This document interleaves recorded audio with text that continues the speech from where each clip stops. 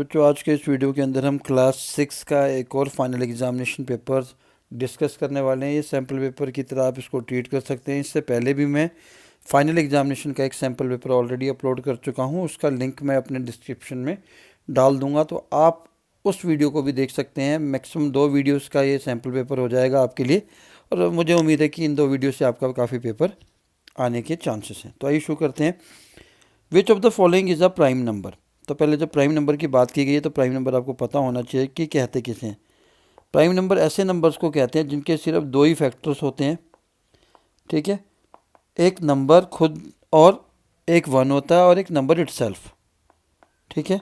इसका क्या मतलब हुआ कि वो नंबर जो प्राइम नंबर होगा वो सिर्फ 2 ही नंबर से एग्जैक्टली डिवाइड हो सकता है, या तो वो 1 से एग्जैक्टली डिवाइड होगा या अपने आप से। फॉर एन एग्जाम्पल, अगर मैं 2 की बात करूँ, 2 सिर्फ 1 से डिवाइड होता है और 2 से। 3 भी सिर्फ 1 और 3 से। 4 की बात करूँगा तो 4 1 से भी डिवाइड हो जाता है, 2 से भी हो जाता है और 4 से भी हो जाता है। तो ये प्राइम नंबर नहीं है, ठीक है। तो ऐसे नंबर जो सिर्फ 1 से और अपने आप से डिवाइड होते हैं, इनको हम क्या कहते हैं? Prime number. तो इसके अंदर 12 प्राइम नंबर नहीं होगा क्योंकि 2 3 6 सबसे डिवाइड होता है। 14 भी नहीं होगा, 15 भी नहीं होगा, 13 प्राइम नंबर है। Simplest form of the fraction is 28/6 का सिंपलेस्ट फॉर्म क्या है? आपने इसको सेम नंबर से डिवाइड करना है, ठीक है। तो इसको हम कर लेते हैं 2 14 और 3। 2 3 जा 6, तो 14/3, क्योंकि इससे आगे फर्दर ये दोनों सेम नंबर से डिवाइड नहीं हो सकते। Question number 3, which of the following has only 1 line of symmetry. तो सेमी सर्कल के अंदर सिर्फ एक लाइन ऑफ सिमेट्री होती है। विच of the following is divisible by 4, ठीक है। तो ध्यान रखना है, जिसके लास्ट के 2 डिजिट 4 से डिवाइड हो जाते हैं वो पूरा ही नंबर 4 से डिवाइड हो सकता है। तो यहाँ पर 28 4 से डिवाइड होता है, तो ऑप्शन ए सही होगा। Perimeter of a square is given by 4 into side. ये एरिया ऑफ स्क्वायर का फॉर्मूला है, ठीक है। The area of rectangle whose perimeter is 8 whose length is 8 centimetre. Length कितनी गिवन है? 8 सेंटीमीटर गिवन है, और ब्रेथ कितनी है? 2 सेंटीमीटर। तो इसका एरिया क्या हो जाएगा? लेंथ इंटू ब्रेथ का फॉर्मूला लगाएंगे तो 8 इंटू 2 कितना हो जाएगा? 16 स्क्वायर सेंटीमीटर, ठीक है। आई थिंक ये भी क्लियर हो गया आपको। चलिए, if the perimeter of a square is 40 centimetre, ठीक है। अगर पेरीमीटर यहाँ पर हमें गिवन है स्क्वायर का 40 सेंटीमीटर, तो स्क्वायर के पेरीमीटर का फार्मूला अभी हम ऊपर लिख के देख चुके हैं। 4 इंटू साइड होता है, तो उसके सामने उसका फार्मूला लिख दिया। साइड निकालनी है तो 40 को हम क्या करेंगे? 4 से डिवाइड कर देंगे, तो आंसर आ जाएगा 10 सेंटीमीटर। तो इसकी जो साइड होगी वो कितनी हो जाएगी? 10 सेंटीमीटर। आप चेक कर सकते हैं, 10 को अगर हम 4 बार प्लस करते हैं, यानी कि सम ऑफ ऑल साइड करते हैं, तब भी क्या आ जाएगा? 40 सेंटीमीटर आ जाएगा। विच of the following is an equivalent fraction of 1/7। तो 1/7 का इक्विवेलेंट फ्रैक्शन कौन सा होगा? ठीक है, जब हम दोनों ही डिनोमिनेटर और न्यूमरेटर को सेम नंबर से मल्टीप्लाई कर दें तो ये आएगा 4/28, ठीक है। पहले हम 2 से करते हैं तो 2/14, ठीक है। 3 से करते हैं दोनों नंबर को तो 3/21। तो यहाँ पर 3/5 नहीं हो सकता, 4/28 है, 5/20 नहीं है, और 6/30 नहीं है, क्योंकि 1 को 6 से मल्टीप्लाई करूँगा तो नीचे भी 6 से करूँगा तो 6/42 आना चाहिए था, क्योंकि कट करके जब हम इसको सिंप्लीफाई करेंगे तो फिर से वही नंबर आ जाएगा 1/7। तो ऐसे नंबर को हम इक्विवेलेंट फ्रैक्शन कहते हैं। विच of the following can be constructed using a compass and pencil. तो सर्कल को कंपास एंड पेंसिल का इस्तेमाल करके बनाया जा सकता है, बाकी ट्रायंगल के लिए हमें रूलर की भी ज़रूरत पड़ेगी, और स्क्वायर को बनाने के लिए भी हमें रूलर की ज़रूरत पड़ेगी। Which of the following is use to measure an angle. तो ये इसका आंसर आप दे सकते हैं कि स्केल से आप एंगल मेजर करते हैं, कंपास से करते हैं, सेट स्क्वायर से करते हैं, या प्रोटेक्टर से। तो प्रोटेक्टर से हम एंगल को मेजर करते हैं। A line that cuts a plane figure into two parts that exactly overlap when folded along the line is called। तो उसको हम क्या कहते हैं? उस लाइन को हम क्या कहते हैं? लाइन ऑफ सिमेट्री कहते हैं। How many lines of symmetry does the square have. तो स्क्वायर के अंदर 4 लाइन ऑफ सिमेट्री होती है। तो ये क्वेश्चन आपको ड्रॉ करने के लिए भी आ सकता है। But will be the result of +8 + -2। तो सबसे पहले आपने ब्रैकेट ओपन करनी है, ठीक है। प्लस इंटू माइनस क्या होगा, माइनस हो जाएगा, तो 2 आ गया। 8 माइनस 2 कितना होगा, 6 आ जाएगा, तो प्लस का 6 इसका आंसर हो जाएगा, ठीक है। तो ऑप्शन डी ठीक है। Write the following fraction as mix fraction, ठीक है। तो 9/4 को हमें मिक्स फ्रैक्शन के रूप में लिखना है, तो हमें आपने क्या करना है, 9 को 4 से डिवाइड करना है। 4 2 ज़ा 8 हो गया और रिमाइंडर 1 बचा। तो डिवाइज़र, कोशेंट और रिमाइंडर। तो डिवाइज़र हमारा 4 था, कोशेंट हमारा 2 है और रिमाइंडर हमारा 1 है, तो ये बन गया मिक्स फ्रैक्शन। क्लियर। अगला आप खुद कर सकते हैं। Right 2 equivalent fraction for 2/5। Equivalent fraction का मतलब है आप इस फ्रैक्शन के नंबर्स को सेम नंबर से किसी से भी मल्टीप्लाई कर दीजिए, आ जाएगा 6/15। और एक बार आपने 2 से कर दिया तो 4/10। इक्विवेलेंट फ्रैक्शन कैसे चेक कर सकते हैं, जब आप इसको कट करेंगे, 2 3 ज़ा 6, 2 3 ज़ा 6, 3 2 ज़ा 6 और 3 5 ज़ा 15, तो 2/5 फिर से आ गया। तो इसका मतलब ये इक्विवेलेंट फ्रैक्शन है। Find the number divisible by 5 between 129 and 179।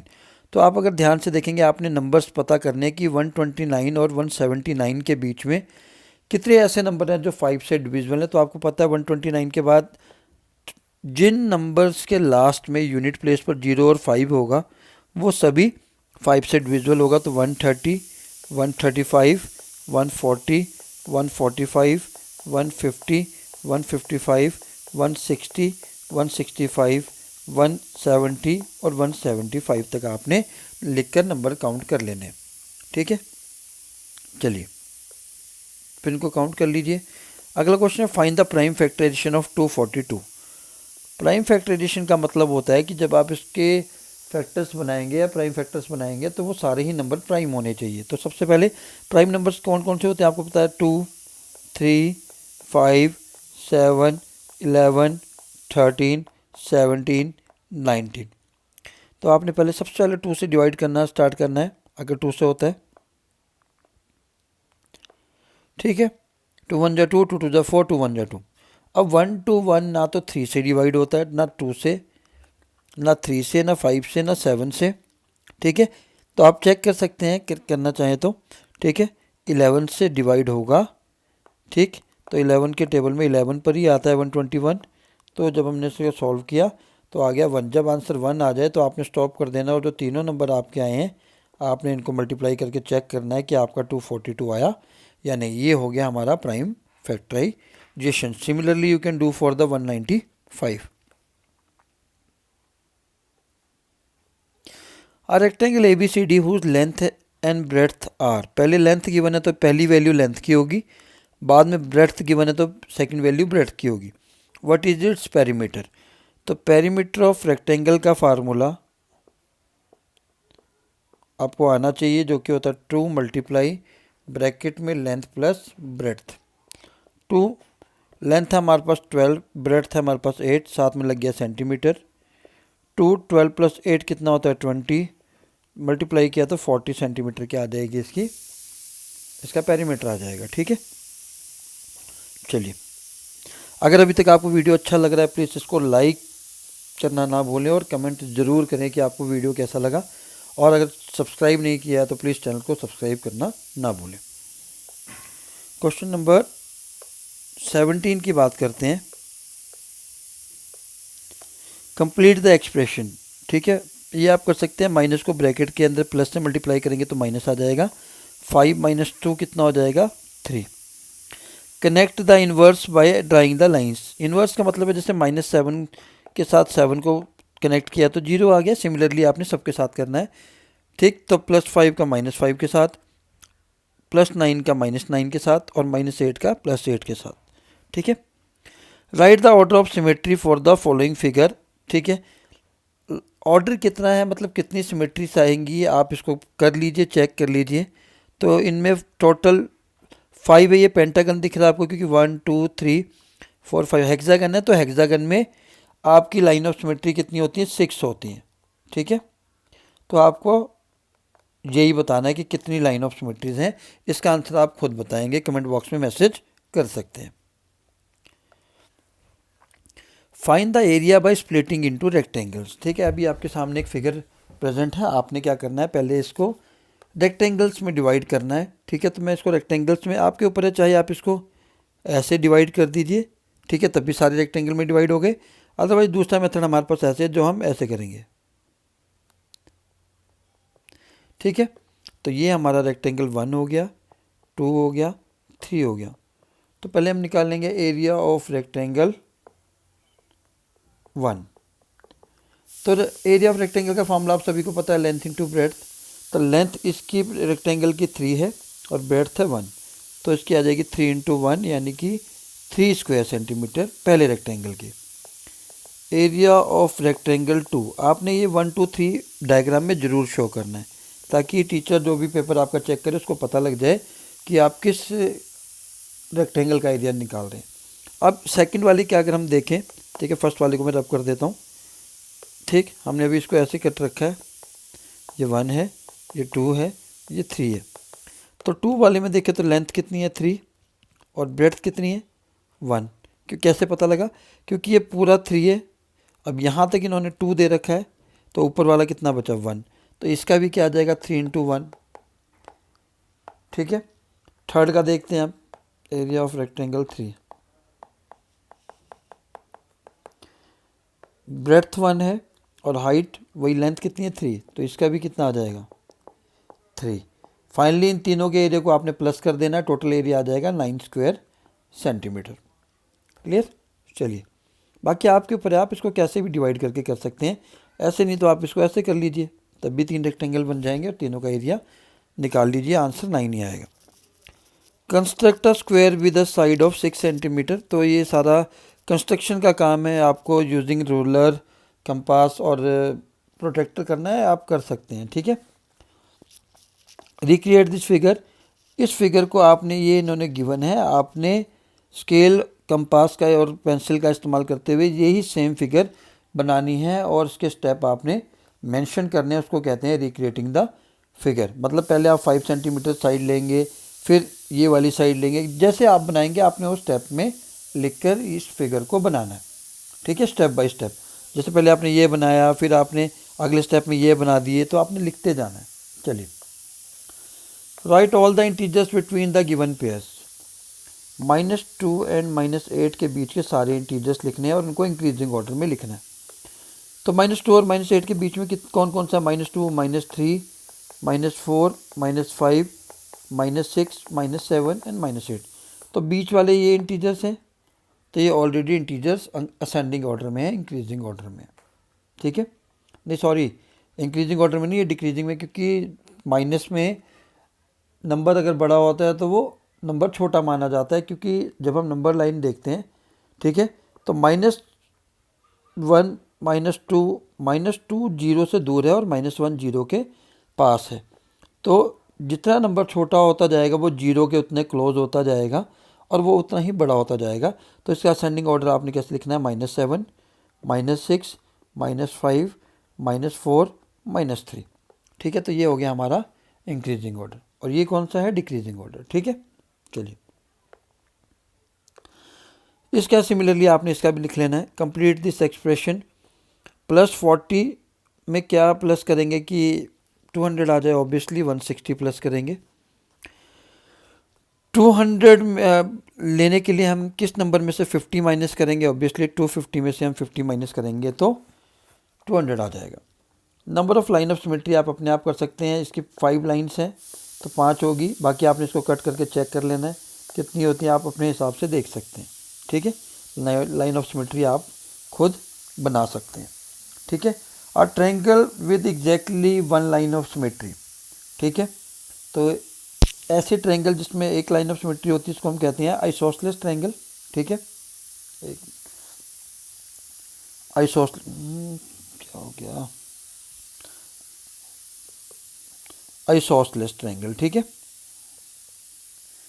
Isosceles triangle के अंदर कितनी लाइन ऑफ सिमेट्री होती है, एक लाइन ऑफ सिमेट्री होती है। ठीक है, जैसे ये आपने फिगर बना दिया, आइसोसेलेस ट्रायंगल कौन सी होती है, जिसकी दोनों साइड क्या होती हैं, इक्वल होती हैं, 2 साइड इक्वल होती है, तो यहाँ से सिर्फ एक लाइन ऑफ सिमेट्री इसके अंदर पॉसिबल होती है। ठीक है, और triangle with exactly 3 line of symmetry. ठीक है, तो ऐसी ट्रायंगल ड्रॉ करनी है आपने, इसमें 3 लाइन ऑफ सिमेट्री होती हैं, तो वो हमारी होती है इक्विलेटरल ट्रायंगल। ठीक है, तो इक्विलेटरल ट्रायंगल है ये, इसमें 3 लाइन ऑफ सिमेट्री होती है हमारे पास, क्योंकि तीनों ही साइड क्या होती हैं, इक्वल होती हैं, तो 3 लाइन ऑफ सिमेट्री आपने ड्रॉ करके दिखानी है। क्लियर हो गया? चलिए अगला क्वेश्चन देखते हैं। A triangle with no line of symmetry, तो ऐसी कौन सी ट्रायंगल इसमें कोई लाइन ऑफ सिमेट्री नहीं होती, तो वो स्केलिन होती है, जिसकी तीनों ही साइड डिफरेंट मेजरमेंट की होती है। तो स्केलिन ट्रायंगल का कोई भी लाइन ऑफ सिमेट्री नहीं होती है, तो इसमें आपने ये डायग्राम बना देना है। Is it possible to draw a triangle with exactly 2 line of symmetry? No, we can not draw a triangle with exactly 2 line of symmetry, because अभी हमने पढ़ लिया कि स्केलिन में एक भी नहीं होती, नील, आइसोसेलेस में एक होती है, और इक्विलेटरल ट्रायंगल में 3 होती हैं। तो 2 वाला कंसेप्ट है ही नहीं इसके अंदर, तो इसके अंदर आंसर आएगा no. Which of the following pairs of numbers are coprime? अब कोप्राइम नंबर कौन से होते हैं ये आपको पता होना चाहिए। तो कोप्राइम नंबर्स उन नंबर्स को कहते हैं जिनका कॉमन फैक्टर क्या हो, जिनका कॉमन फैक्टर क्या हो, 1 हो। अब कॉमन फैक्टर का एक सिंपल सा एग्जांपल आपको मैं दे देता हूँ। सपोज करिए 2 नंबर आपके पास 2 और 4। 2 के फैक्टर मतलब 2 किस किस के टेबल में आता है वो लिख लीजिए। 2 1 के टेबल में आता है और 2 के टेबल में। 4 किस किस के टेबल में आता है, 1 में भी आता है, 2 में भी आता है और 4 में भी आता है। तो जब कॉमन फैक्टर इसमें कौन कौन सा है, 1 भी कॉमन है, 2 भी कॉमन है, तो ये कोप्राइम नहीं है। एक और एग्जांपल लेते हैं 2 और 5 का। ठीक है, 1 और 2, 1 और 5, तो इन दोनों नंबर का जो कॉमन फैक्टर है वो सिर्फ 1 है, तो ऐसे नंबर को हम कहते हैं कोप्राइम नंबर, जिसका कॉमन फैक्टर क्या हो, 1 है। तो 18 और 35 का देख लेते हैं। 18 किस किस के टेबल में आता है, 1 में आता है, 2 में आता है, ठीक है, 3 में आता है, 6 में आता है, 9 में आता है, 18 में आता है। 35 1 में आता है, 5 में आता है, 7 में आता है, ठीक है, और 35 में आता है। तो अगर आप ध्यान से देखें तो कोई भी नंबर कॉमन नहीं है एक्सेप्ट 1, तो ये कोप्राइम है। ठीक है, अब 81 और 18 का अगर आप चेक करते हैं, 81 किस किस के टेबल में, 1 3 9 27 81। तो 18 किस किस में आता है, 1 2 3 6 9 और 18। आप जब इसमें कॉमन फैक्टर चेक करेंगे तो बहुत सारे मिलेंगे इसके अंदर आपको ना, तो ये क्या है, कोप्राइम नहीं है। ठीक है, do the prime factorisation of the number, already हम कर चुके हैं। प्राइम फैक्टराइजेशन 120 का करना है, तो 2 से किया पहले, 60, फिर 2 से, फिर 2 से, अभी 2 से डिवाइड नहीं होगा तो 3 से, 5 से, फिर आपने ध्यान रखना है पहले 2 से ही करना है। कई बार हम क्या करते हैं, पहले 5 से कर दिया, फिर 3 से कर दिया, जब तक 2 से होता जा रहा है 2 तक, इस सीक्वेंस में चलना है अपने प्राइम फैक्टराइजेशन के मेथड में। पहले 2 से करते रहना जब तक 2 से होता जा रहा है, 2 से बंद हो फिर 3 से चेक करना है, फिर 5 से चेक करना है, तो ऐसे चेक करना है आपने। ठीक है, चलिए सॉल्व द फॉलोइंग। 9/2 2/3। ठीक है, तो अगर पहले काम आपने क्या करना है, अगर तो मिक्स फ्रैक्शन में है तो मिक्स फ्रैक्शन को सॉल्व करना है। अगर मिक्स फ्रैक्शन सॉल्व हो गया तो आपने डिनोमिनेटर चेक करना है। डिनोमिनेटर सेम नहीं है तो पहले आप दोनों डिनोमिनेटर का एलसीएम लेंगे। ठीक है, तो हमने देखा कि इसका एलसीएम आ गया 6। ठीक है, तो हमने क्या करना है, दोनों ही जो फ्रैक्शन है उन दोनों के डिनोमिनेटर पहले सेम कर देने हैं। 2 3 जा 6, तो ऊपर भी 3 से मल्टीप्लाई करना पड़ेगा यहाँ, क्योंकि डिनोमिनेटर में ही रखना है एलसीएम आपने। 3 2 जा 6, 2 2 जा 4, तो एक आया 27/6 और एक आया 4/6। ठीक है, अब डिनोमिनेटर सेम होने से आपने एज इट इज़ माइनस कर देना है ऊपर, आंसर आ जाएगा 23/6। एक तरीका तो ये है, पर दूसरा तरीका क्या है, जब आपके दो ही फ्रैक्शन गिवन है, सिंपल माइनस सब्ट्रैक्शन है, तो आपने क्रॉस मल्टीप्लिकेशन भी कर सकते हैं। इन दोनों को आपस में मल्टीप्लाई कर देना है, 6 आया। 3 को 9 से मल्टीप्लाई करना है, 27। 2 को 2 से करना है, 4, तब भी 23/6 आ गया। तो आप ऐसे कर सकते हैं। सिमिलरली 4/5 और 5/4 का निकालना है। डिनोमिनेटर को आपस में मल्टीप्लाई किया, 4 को 4 से किया 16, 5 को 5 से किया 25, साइन बीच में प्लस का है तो प्लस लगा दिया और इनको आपस में प्लस कर दिया, आंसर आ गया। एक चीज़ और आपने ध्यान रखनी है, अगर क्वेश्चन मिक्स फ्रैक्शन में है तो आपने आंसर भी मिक्स फ्रैक्शन में ही लिखना होता है, ठीक है। Draw a picture and write an addition statement as given below. Picture भी बनानी है और स्टेटमेंट भी लिखनी है। 5 times of a roti, 5 times 1/4 of a roti. तो 1/4 अगर रोटी आपने देखी होगी सर्कुलर होती है, ठीक है, ठीक है। तो इसके अंदर फोर्थ क्वार्टर का मतलब है कितने पार्ट बने हैं, 4 पार्ट बने हैं। अब बच्चा यहाँ पर 1/4 कितने टाइम दिया है आपको, 5 टाइम, तो एक आपने क्वार्टर पार्ट और बना देना है, this is called quarter. Quarter का मतलब होता है 1/4 पार्ट, तो टोटल ये इमेज आपने बना देनी है, ठीक है। और स्टेटमेंट क्या लिखेंगे, 5 × 1/4 x, ठीक है, यानी कि रोटी हमारी x है तो x का 1/4 हमने ले लिया। तो अगर x नहीं भी लिखना तो आप सिंपली 5/4 लिख दीजिए, ठीक है। चलिए 9 टाइम्स ऑफ 1/4 ऑफ रोटी आप बना सकते हैं, जैसे ये बनाइए, 4 ये हो गए पीस, 5वां पीस ये वाला है, तो 5 times of 1/4 of a roti. Jaya school is 7/10 kilometre from her home. Jaya का जो स्कूल है, ठीक है, उसके घर से 7/4 किलोमीटर के डिस्टेंस पर है। She takes an auto for half kilometre. Auto कितनी दूर के लिए लेती है वो, 1/2 किलोमीटर के लिए। And then walks the remaining distance to reach her school. इतना डिस्टेंस वो ऑटो तक चल जाती है और जो बच गया वो ऑन फुट जाती है, ठीक है, वॉक करती हुई। How much does she walk daily to reach the school. तो हम क्या करेंगे, टोटल डिस्टेंस कितना है हमारे पास, 7/10 किलोमीटर है, ठीक है, और ऑटो वाला डिस्टेंस कितना है, 1/2। तो हम ऑटो वाले डिस्टेंस को टोटल डिस्टेंस से क्या कर देंगे, माइनस कर देंगे, ठीक है। तो वो डिस्टेंस आ जाएगा जो वो वॉक करती हुई जाती है। आपने स्टेटमेंट लिखनी है, क्या लिखेंगे, Jaya school distance from its home is equal to 7/10 kilometre. She moves using auto is equals to 1/2 kilometre. She walk daily. तो 7/10 है, सॉरी यहाँ पर 7/10 माइनस 1/2। अगेन वही आप क्रॉस मल्टीप्लिकेशन कर सकते हैं। 2 को 10 से मल्टीप्लाई किया 20 आ गया, 2 को 7 से किया 14 आ गया, 10 को 1 से किया तो 10 आ गया। 14 यानी कि 14 माइनस 10 कितना हुआ, 4/20। तो 1/5 डिस्टेंस वो कैसे जाती है किलोमीटर, वॉक करके। टोटल डिस्टेंस में से आपने ऑटो वाला डिस्टेंस माइनस कर देना है। क्लियर हो गया। चलिए, Rahim mixes 2/3 litre of yellow paint with 3/4 litre of blue paint. 2/3 litre yellow paint को मिक्स करता है, प्लस करता है 3/4 litre of blue paint to make green paint. What is the volume of green paint he has made. तो volume green बना कैसे, इन दोनों को प्लस करके। तो इन दोनों के फ्रैक्शन को आपने क्या कर देना है, 2/3 प्लस 3/4 को प्लस कर देना है। एलसीएम ले लेना, फिर वही मेथड, चाहे एलसीएम लेके कर लीजिए चाहे क्रॉस मल्टीप्लिकेशन से। 4 3 जा 12 आपस में मल्टीप्लाई किया, 4 को 2 से किया 8, 3 को 3 से किया, जो साइन था बीच में लगा दिया। 17/12 लीटर क्या हो गया, वॉल्यूम हो गया। क्लियर हो गया। चलिए, किसका, ग्रीन का। Looking at the geographical cross section fill in the respective height. तो ये क्वेश्चन, एक की हाइट कितनी है, 1500, ठीक है, सी लेवल से। बी कितना है, 500 -500 पर।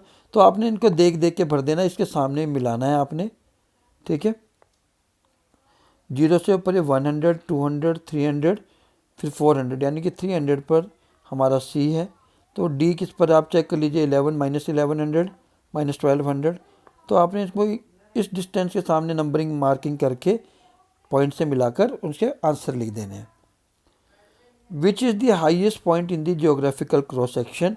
तो हाईएस्ट पॉइंट कौन सा है, सबसे हाइट पर कौन सा है, A, and which is the lowest point, D. आसान था, देखकर आपने ग्राफ इसका जवाब देना था। Ravi is a student of class 6 and his father is a farmer who works in his field to earn. In the summer vacation, Ravi decided to help his father fencing one of the field. The field he is working in is rectangular shape, as you can see. This is the rectangular shape field having length 230 meter and breadth 160 meter. Write the formula of perimeter of the rectangle. तो perimeter of rectangle का formula आपको पता है, 2 multiply length plus breadth साथ में unit. Ravi wants to fence it with 3 rounds of the rope. पहले आप यहाँ पर 3 राउंड गिवन है, तो आप पहले आप 1 राउंड का निकालेंगे। 1 राउंड का मतलब है पेरीमीटर ऑफ रेक्टेंगल, ठीक है, जो हमारा है 2 इंटू लेंथ प्लस ब्रेड्थ। जब आप एक बार लपेटेंगे तो एक चक्कर पूरा करेंगे तो उसको हम पेरीमीटर कहते हैं, outer boundary of any shape. तो पहले एक से निकाल लेंगे, 2 मल्टीप्लाई लेंथ है हमारे पास 230, ब्रेड्थ है 160, ठीक है। तो इनको किया तो 390 आ जाएगा, ठीक है। और जब 2 से मल्टीप्लाई करेंगे तो ये आ जाएगा हमारा 780 मीटर। यानी कि एक बार में हमें 780 मीटर रॉप की ज़रूरत है, पर 3 राउंड लगाना है तो 780 को फर्दर आपने 3 से मल्टीप्लाई कर लेना, और जो आएगा वो आपका टोटल रॉप की लेंथ आ जाएगी। What is the area of the rectangular field? Again, area of rectangular field length into breadth, 230 into 16 आपने मल्टीप्लाई कर देना, साथ में स्क्वायर मीटर लगा लेना है और आपका आंसर आ जाएगा। क्लियर। तो जब भी ऐसा क्वेश्चन आता है कि 3 बार लपेटा, 5 बार लपेटा, तो आपने एक बार पेरीमीटर निकाल कर उसको जितने टाइम्स राउंड किया उससे मल्टीप्लाई कर देना, वो टोटल लेंथ आ जाएगी रोप की। In which of the 2 groups will each child get a larger share. तो 2 ग्रुप आपके सामने है, ग्रुप 1 और ग्रुप 2। आपने स्टेटमेंट पढ़कर ये बताना है कि किस ग्रुप में बच्चे को ज़्यादा शेयर मिला है, ठीक है। तो 3 glasses of sugar cane juice divided equally among 4 children, ठीक है। 3 ग्लासेस को 4 स्टूडेंट्स में बांटा गया है, ठीक है। और 7 glasses of sugar cane juice divided equally among 10 children, ठीक है। तो आपने फ्रैक्शंस लिख लेने हैं। फ्रैक्शंस में आपने डिनोमिनेटर सेम कर देना है। जिसका डिनोमिनेटर, जिसका फ्रैक्शनल वैल्यू ज़्यादा आएगा, जिसका न्यूमरेटर ज़्यादा आएगा after completing the denominator same, तो वो ही शेयर ज़्यादा होगा। तो आप इसमें गेस करके इसका आंसर मुझे कमेंट बॉक्स में बताइए कि ग्रुप 1 में बच्चे को ज़्यादा शेयर मिलेगा या ग्रुप 2 में, ठीक है। Anil was in a group where 2 cakes were divided equally among 5 children, ठीक है। How much cake would Anil get? तो टोटल कितने स्टूडेंट है 5 और कितने केक हैं 2, तो इसका आंसर आ जाएगा 2/5। क्लियर।